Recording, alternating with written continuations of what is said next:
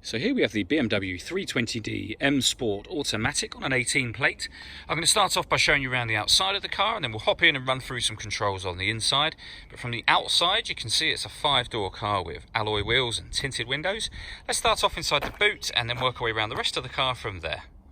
So as we approach the boot, you'll see we've got reversing sensors, plenty of boot space as well, along with those 3 individually folding rear seats.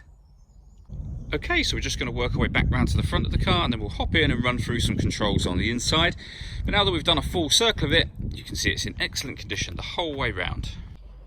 Just briefly before we climb in, I think it's what we're seeing the interior from this exterior point of view. You get full leather seats, there's plenty to run through on the dashboard, so let's hop in and we'll do that right now.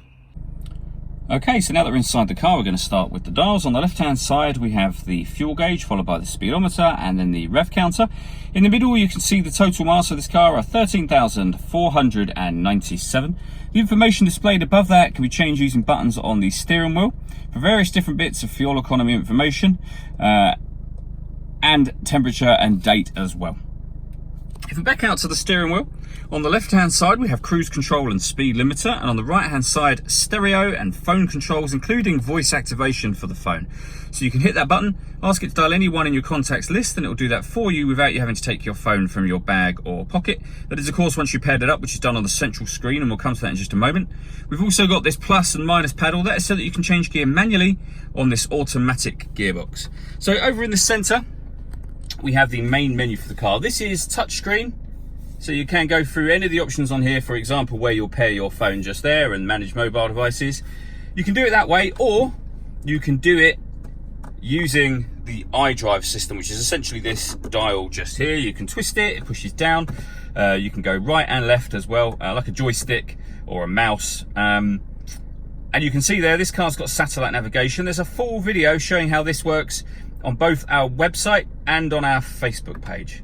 When it comes to music in this car, there's plenty of ways to listen to that. We've got DAB, FM and AM radio.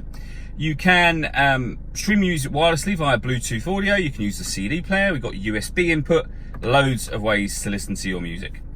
Working our way down, we have the CD player and then the dual zone climate control. So you can adjust the temperature on either side of the car.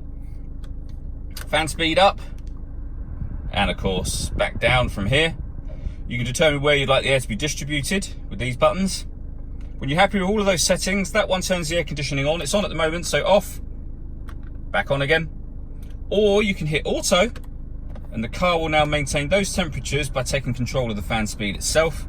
You can override that at any time you wish to by pressing the auto button again, and you'll go back to whatever setting you were previously on. This car's also got heated driver and passenger seats, both with 3 different heat settings each. Under that, we have the USB input, 2 cup holders here. You can close that section off should you wish to, and a 12-volt charging socket. The gear lever for the fully automatic gearbox. And then to the right-hand side of that, these buttons here. So firstly, this one turns off traction control.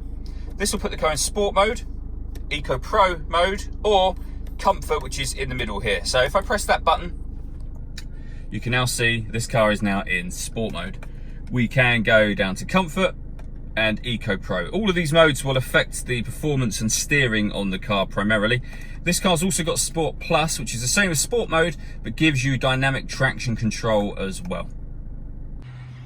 All that leaves me to say is thank you for taking the time to watch this video. If you'd like to come and see the car in person and have a test drive, please feel free to call any of our MJA sites. We'd love to hear from you soon.